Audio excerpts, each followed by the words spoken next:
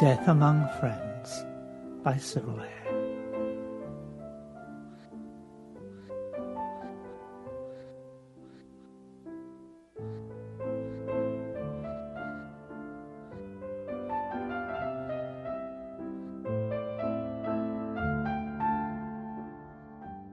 "And now," said the chairman, "I should say a word in tribute to the management and staff of your company, to whose devoted efforts the success of the year's trading is so largely due. We at Wimblingham are, indeed, a band of brothers. I like to think that the heads of our various departments are not merely my loyal assistants, but my personal friends." Even for a speech at a company meeting, it was a grotesque untruth. To do him justice, however, Sir Charles Gilray was not conscious of deliberately lying. The truth or untruth of his words did not concern him. He said this sort of thing because it was the sort of thing to say. The shareholders expected it. A more sensitive man in his position would have been aware that he was cordially detested by most of his subordinates at the Wimblingham Motor Works.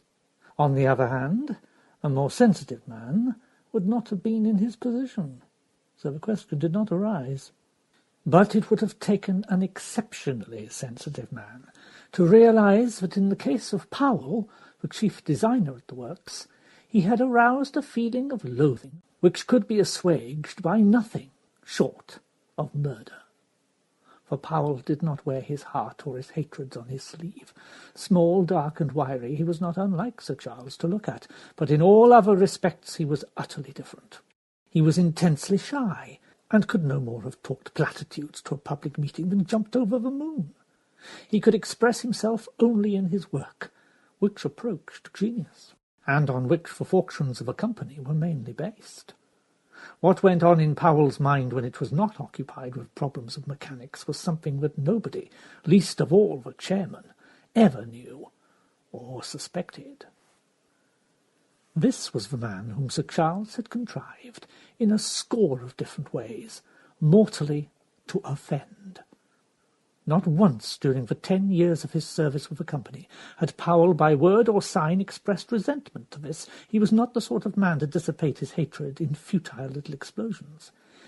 But instead he had treasured each petty slight and insult as a miser treasures coins, until, like a miser, he had become half crazy from counting over and over the hoard that had obsessed him. For some time past, all that had been needed to push Powell to the point of committing murder was one last provocation. Then Sir Charles provided it, and with a generosity foreign to his nature, gave, for good measure, an ideal opportunity to carry out his own destruction. Oddly enough, the provocation did not affect Powell personally. It struck at him through his friend, probably the only friend he had in the world.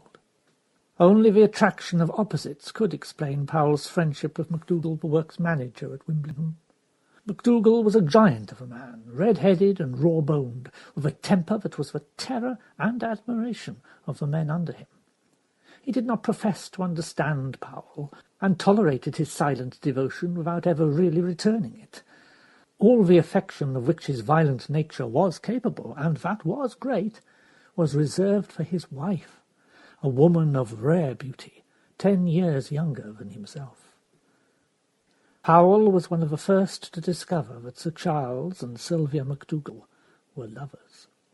He was certainly not the last. For a small community like Wimblingham, an affair of this kind cannot be kept secret for long, except, as sometimes happens, from the husband.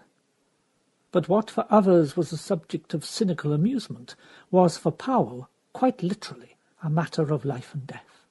Himself a profoundly unhappy man, he had found compensation in MacDougall's happiness. But this should be menaced by his own hated enemy, filled his cup of gall to overflowing. Rapidly and methodically he made his plans to avenge them both at one blow. He had little time to lose if he was to eliminate Sir Charles before some kind acquaintance destroyed MacDougall's peace of mind forever. But this victim made things easy for a murderer. A murderer who, by reason of his calling, naturally thought in terms of mechanics. Night shifts were being worked just then, and Gilray took advantage of this to visit Sylvia on evenings when MacDougall was taking a turn of night duty. Powell ascertained that on these occasions he left his car in a quiet lane within a stone's throw of MacDougall's house. The lane ran steeply to the foot of a hill, where it turned to the right along the bank of the deep, sullen River Wimble. It was a sharp bend, and there had been a fatality a year or two before, when a car had failed to take the corner and plunged through the fence into the stream below. It was a very simple matter for Powell, that brilliant designer, to design just such another fatality. He found Gilray's car in the expected place one dark winter's evening, and ran it silently down the hill. There he started the engine, and drove quickly to his private office on the outskirts of the factory buildings. The chairman's big car was a familiar sight in the neighbourhood at all hours, and nobody questioned its presence there. In a dark overcoat and wide-brimmed hat drawn over his eyes, Powell looked sufficiently like Sir Charles to deceive any casual passer-by who saw him alight. In the deserted office he picked up the tools he required. Then he returned by a roundabout route to a point in the lane a few yards above where the car had formerly stood, and out of sight of MacDougall's house. Powell could have dismantled and reassembled one of his own machines blindfold, and he scarcely needed the assistance of his pocket-torch to do what was necessary. 10 minutes later he allowed the car to roll very slowly down the slope and brought it to a halt with the handbrake. It was now in the same position as before, and to all appearances in the same condition. The only difference was that now the steering wheel would not travel more than 5 degrees to the right, and the foot-brake was useless. The trap was set. With a warm feeling of confidence, Powell opened the car door and stepped out. As he did so, a tremendous blow struck him on the nape of the neck, and he pitched forward onto his face. MacDougall, a blood-stained tire lever in his vast hand, glowered down at the sprawled body at his feet. So it was true after all what they were saying. You thieving bastard!